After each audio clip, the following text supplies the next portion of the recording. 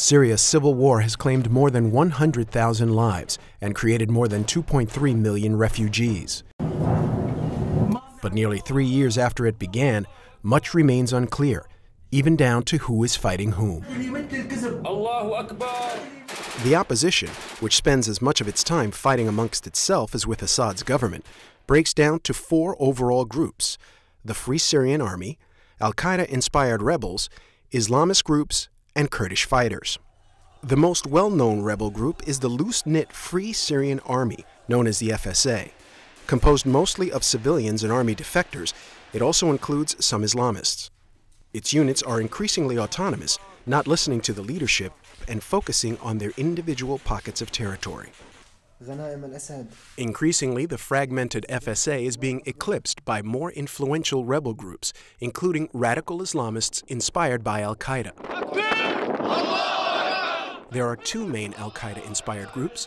One is officially blessed by Al-Qaeda's central leadership, and another was recently rejected by them.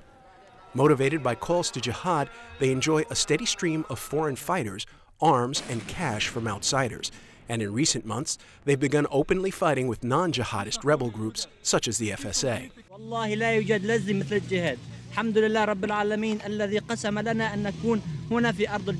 A third player in this ongoing war are the largely homegrown Syrian Islamist brigades, including the powerful Islamic Front. These Islamists reject both Al-Qaeda-inspired groups and the leadership of the Free Syrian Army and compete with them over territory and influence.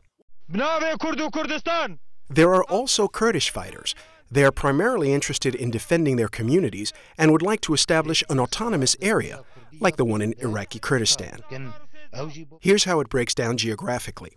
The government controls most of the cities in western Syria, including Hama, Homs, Damascus, and the Mediterranean coast.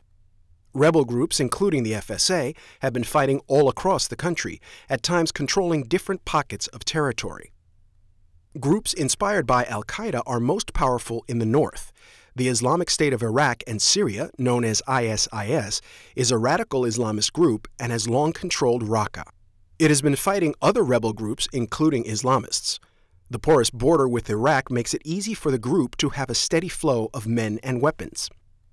The Kurdish militias control territories along the Turkish border. Believe it or not, that's the simple explanation. Look closer and it gets even more complex.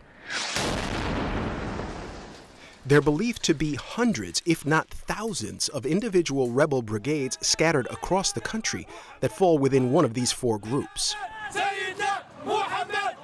Unity remains elusive, both between the government and the rebels, and among the rebels themselves.